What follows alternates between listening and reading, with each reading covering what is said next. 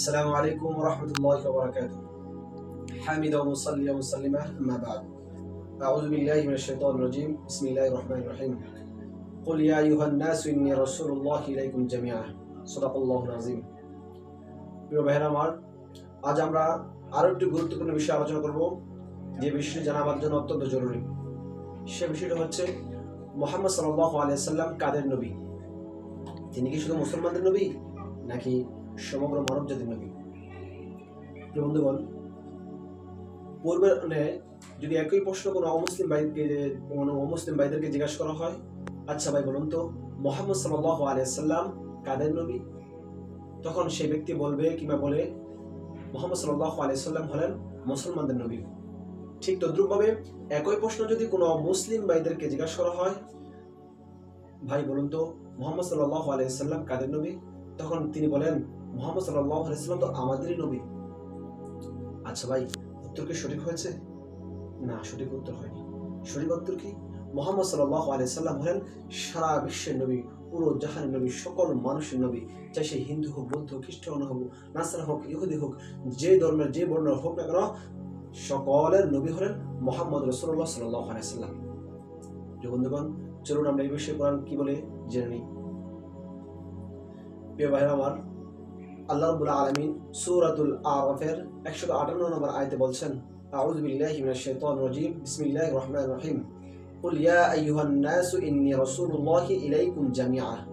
হে রাসূল, আপনি বলে দিন, ইয়া আইয়ুহান নাস, হে লোক সকল, ইন্নী রাসূলুল্লাহি ইলাইকুম জামিআ, নিঃসন্দেহে আমি তোমাদের নিকট আল্লাহর পক্ষ থেকে তোমাদের সকলের নিকট প্রেরিত রাসূল। প্রিয় ভাইরা আমার, আল্লাহ রাব্বুল আলামিন এখানে ব্যবহার করেছেন ইয়া আইয়ুহান নাস, আর নাস শব্দ দ্বারা উল্লেখ করেছেন, খেতাব করেছেন, সম্বোধন করেছেন। এখানে মুসলিম বলে সম্বোধন করা হয়নি যে মুসলমানদের নবী, হে মুসলমানগণ, আমি তোমাদের নিকট আল্লাহর পক্ষ থেকে রাসূল, নবী, একথা বলেননি। বলা হয়েছে যে ইয়া আইয়ুহান নাস, হে লোক সকল, আমি তোমাদের নিকট আল্লাহর পক্ষ থেকে প্রেরিত রাসূল জামিআ। প্রিয় ভাইরা আমার, আল্লাহ রাব্বুল আলামিন এখানে আন-নাস শব্দ ব্যবহার করেছেন। আন-নাস শব্দ দ্বারা এখানে সকল মানুষ অন্তর্ভুক্ত হয়ে যায়। এখানে শুধু মুসলমান খাস হয় না, এখানে চাই সে হিন্দু হোক, বৌদ্ধ হোক, ইহুদি হোক, নাসারা হোক, জৈন ধর্ম হোক, যে কোনো বর্ণের যে কোনো লোক হোক না কেন, সকলের নবী, সকল মানুষ এখানে অন্তর্ভুক্ত হয়ে যায়। তাই এখানে এটাই বোঝা যায় যে সকলের নবী হলেন আমাদের নবী মুহাম্মদ সাল্লাল্লাহু আলাইহি ওয়াসাল্লাম। বন্ধুগণ, আমরা এখান থেকে আরেকটি জিনিস দেখতে পাই, যে জানতে পাই জামিআ, এখানে যে জামিআ শব্দ উল্লেখ করেছেন এর অর্থ হচ্ছে সবাই। এর দ্বারাও বোঝা যায় যে এখানে শুধু মুসলমানদের নবী নয়, মুহাম্মদ সাল্লাল্লাহু আলাইহি ওয়াসাল্লাম সমগ্র জাহানের নবী। কারণ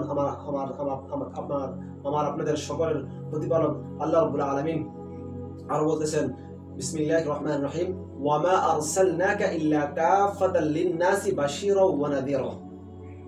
ওয়া মা আরসালনাকা, আমি আপনাকে প্রেরণ করেছি সকল মানুষের জন্য সুসংবাদদাতা এবং সতর্ককারী রূপে।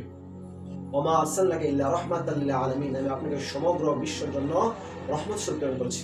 প্রিয় ভাইরা আমার, অমুসলিম ভাইরা কি জানে যে মুহাম্মদ সাল্লাল্লাহু আলাইহি ওয়াসাল্লাম তাদের নবী? কিংবা তারা কি মনে করে যে মুহাম্মদ সাল্লাল্লাহু আলাইহি ওয়াসাল্লাম তাদের নবী? না ভাই, তারা জানে না। তারা কিভাবে জানবে?